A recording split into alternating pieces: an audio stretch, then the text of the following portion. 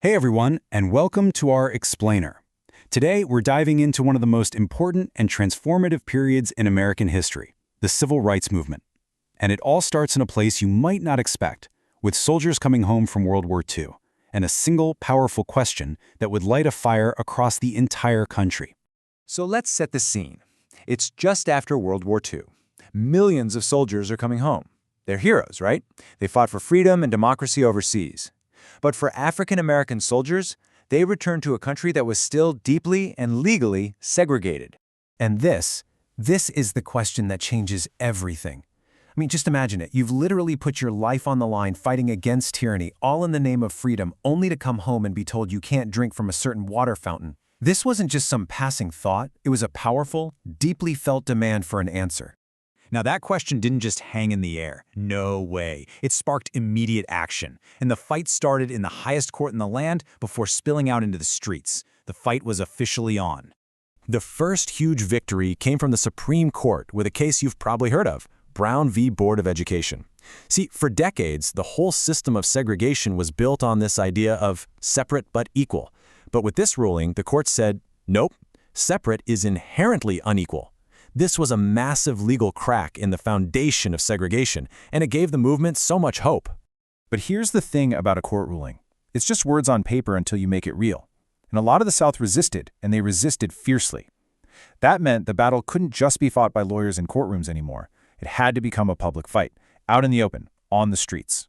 And you can see how quickly things escalated. I mean, just 1 year after the Brown decision, Rosa Parks' incredible act of courage sparks the Montgomery bus boycott. And from there, as we get into the 60s, it's young people, students, leading the charge with sit-ins and these incredibly dangerous freedom rides. It was like a chain reaction of bravery. So you have all these amazing, courageous acts happening all over the place.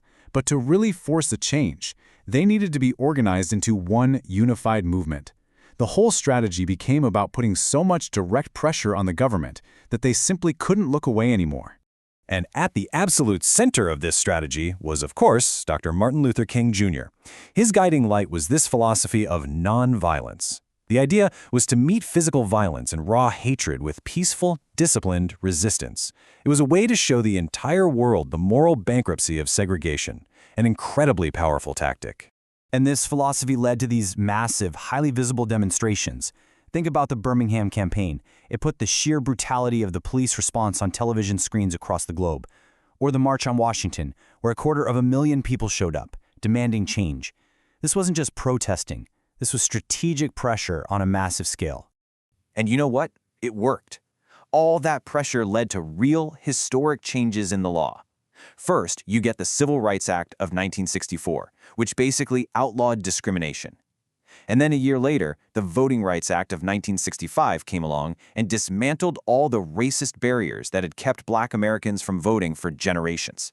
These were just monumental wins. But the story doesn't end there. Even with these huge victories, by the late 1960s, a lot of people were getting frustrated. For them, the pace of change was just agonizingly slow. And so the movement started to change, with new leaders and new ideas about the best way to move forward.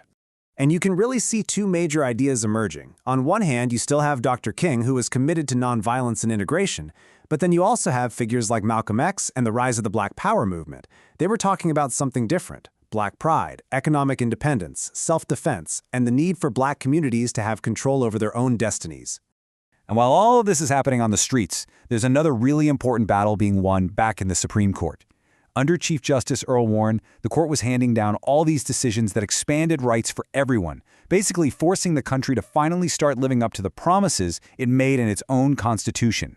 So, you put it all together, the protests, the court cases, the new philosophies, the different leaders. What do you get? What was the result of all of this? Well, the answer is pretty simple. America changed. Fundamentally. Forever. And maybe one of the most lasting legacies is this incredible ripple effect it created. The movement basically wrote the playbook for how to fight for your rights. It was a model of activism that inspired so many other groups: the women's movement, the fight for rights for Hispanic Americans and Native Americans, and many, many others. And it's so important to remember, this wasn't the work of one person or one group. It was this massive, collective struggle. It was lawyers arguing in court, it was students sitting at a lunch counter, it was people walking for miles every day during the bus boycott, it was millions of everyday people just refusing to accept things as they were. And that's really the bottom line, isn't it? It's such a simple sentence, but it holds the weight of an entire generation's fight and sacrifice. Because of that movement, because of all those people, America changed. So we're left with this question to think about. What does it actually take to change a country? The Civil Rights Movement gives us one blueprint, one built on incredible courage, smart strategy, and just a stubborn refusal to ever give up. It's a question that's just as powerful today as it was back then.